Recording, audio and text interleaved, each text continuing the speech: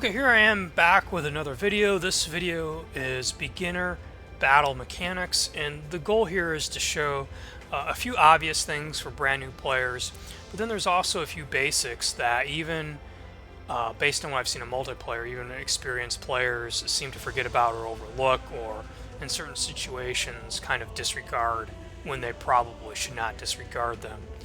And so what I'm going to do here, and get a halfway decent weapon, is just enter a fight and mention a few points. This is actually an onion job, so I don't know, we'll see if I die or not. So the first point is, I don't care how rich and successful a man is, he's nothing without an education. What am I saying? That with this game, knowledge is power, that understanding and utilizing and understanding the mechanics of the game, like any game, is important to be successful. And first of all, if you follow the tutorial, you should already know this, the beginner tutorial, but you have the life gauge, which is green, then you have the break gauge below it, which is first yellowish color and then red. And most of the time, unless you have a super powerful attack, you want to reduce the yellow, then the red, and then go for the green. That's when you'll do the most damage to the life, is once that break gauge is removed. Now, in addition to that, something that players often overlook is the break gauge.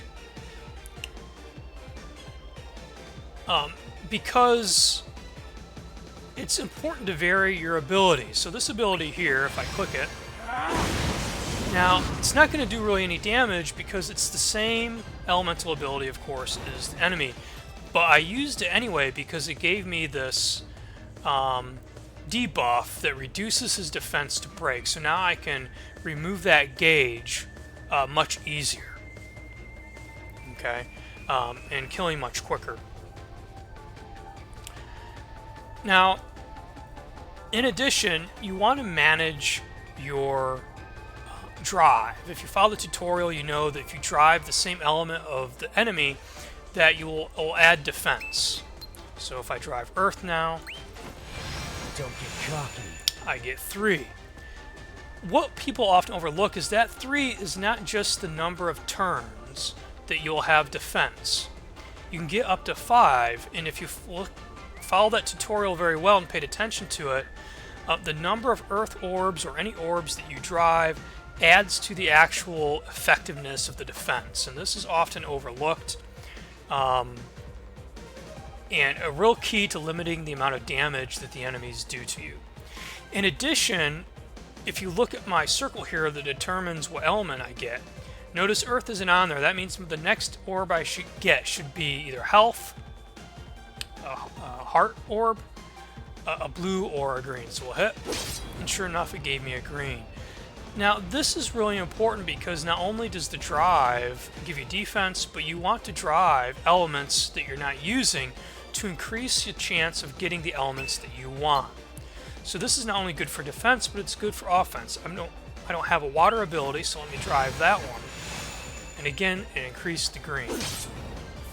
Okay, and that orb management is very important.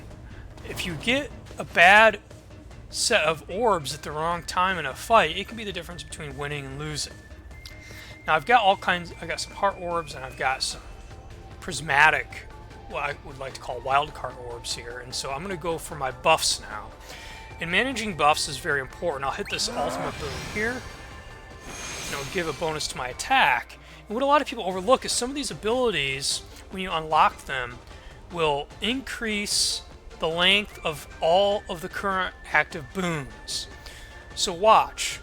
This is an attack, and this is an actions boon, but when I hit this, it's also going to increase the number of turns that these are good for. That's something that people often overlook, but it is something that can help keep your, if you manage that properly, help keep your boons active. And see there, now I hit that one, and that has it, and it went up to 5. So what I've done is the order in which I've cast those, I've selected which ones I want to last the longest number of turns. Okay, let's just finish this guy off if we can.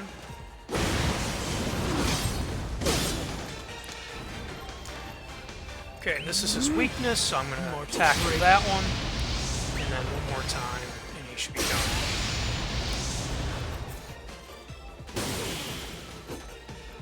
Now, with these fights, you also want to be careful with your health management. None of these cards I have here for support cards are just health cards. Most good players do not use health-only cards, only in very unique or specific situations. So what you want is you want cards that give you some health, but also give you some boons. And you have to manage your health based on using those boons, right? Keeping track of the number of turns before they're active.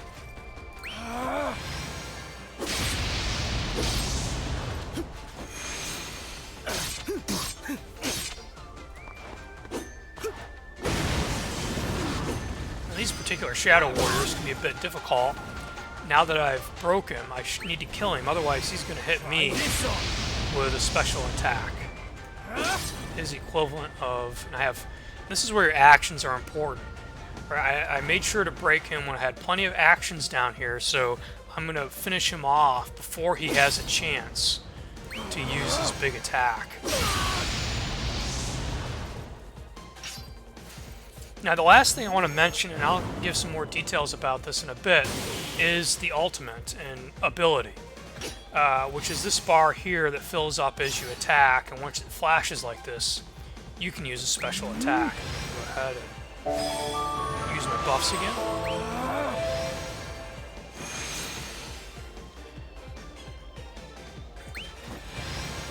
This is for you.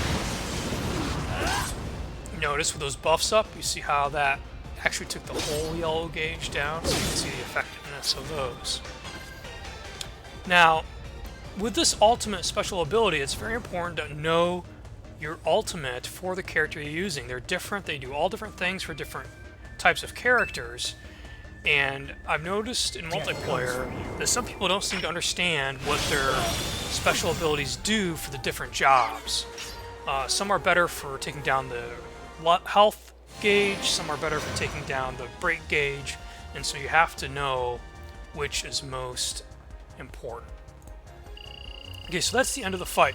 So that's my first 5 tips, okay, of doing well with beginning battle tactics. Understand how to get the gauges and when the damage does best to those gauges. Managing your element drives to get the orbs that you need for attack as well as defense.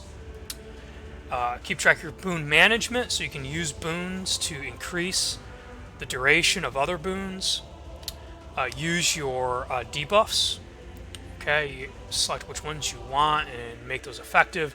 And of course, manage your health. And part of managing your health, reducing your damage, is to keep track of how many actions you have, so that you can break your enemies and reduce the amount of damage or attacks that they get. Now, there's some other things I want to show you quickly based on the cards. And if I look at this deck, like I said, this is just the Onion Knight, so it's not very good. But you have a couple things here. You have a level on the cards, and right now the max is 71. And so you add up all of these, and this is the total deck level. That total deck level, in combination with the base stats of the job, create the value for your hit points, your attack, your break power, and your magic. Okay? These stats here. Now, what's important to understand that some people, I guess, don't realize is that... Oops, I didn't mean to do that. I just want to open the card. Thank you. Is that this level does not increase the effectiveness of the card. The level here, right here, contributes to the overall skill augmentation or increase for the job. Whatever job it's added to, whatever your total deck value. The actual value of the card comes from your ability levels, which is here. And it's very important to level up these cards, and early on you got to pick which cards you want to use and level up, because it takes time to level these up. It takes resources. And I'll be doing another video talking about what beginner cards you should be looking at, or what kinds of beginning cards you should be looking at leveling up.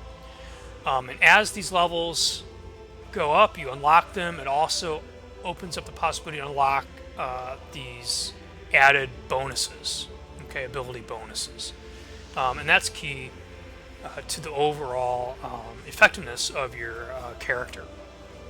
Now, in addition to that, the other thing that augments your stats is the weapon that you use. And these weapons can be upgraded once they're 4-star. Okay, so any of these 4-star ones, this one I haven't updated yet, so I can't augment that one. But the other ones can be upgraded, modified, to increase. Now, all weapons have the same basic limit on their modification. But what's important then is certain weapons are only unlocked, like this one, by certain jobs. And so you got to get the jobs. I'll have another video on that to get some of the weapons, to modify them. And as you modify them in connection again with the other stats affects the total effectiveness of your character. A lot of characters that you see do major damage have maxed up their weapons, right? They have good weapons. They've modified, done tons of modification to increase the stats. That's very important. Now, in addition, you also have auto abilities, and these auto abilities, some are tied to the specific jobs, character jobs. Some of them come from your cards. Okay, so if I click on a card and go here, it tells you what auto abilities it adds to your character, and these ones here are ones that you get to choose. These are based on the card itself. You can't change them. These ones you can get items to add them to your card. These aren't necessarily completely ideal, but it's sort of random. Unless you get a special card, it's just random luck as to what you get, and you can replace those. So auto abilities. So you want to keep track of this. You want to pay attention to the bonuses that jobs come with, to add to those to maximize your effectiveness. And then finally, you have abilities. And this is a really important page, actually, that a lot of people don't check because, okay, you have this number. What does that mean, right? You have this number here. So what does that mean for actual damage or effectiveness? Well, here it gives you an idea as to what the modification is on this deck for that card with that character. And so you can swap these out and check and see which ones are doing the best. Note these are areas, so their total are going to be a little bit lower than a single attack. But where this is really important is at the very bottom. It tells you values for your ultimate attack, and this is where it tells you the added effects. It tells you some values here for your attack and break power. Now, it takes some getting used to understand what these really mean, because the break gauge has a numerical value less than the health gauge.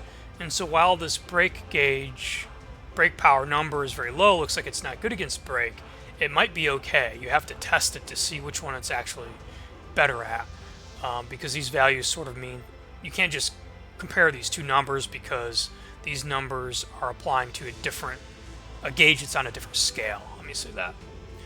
Okay, so this is all important to keep track of all these things, to check them, to see where you can max out those items in order to be most effective in your beginner battles. Peace out.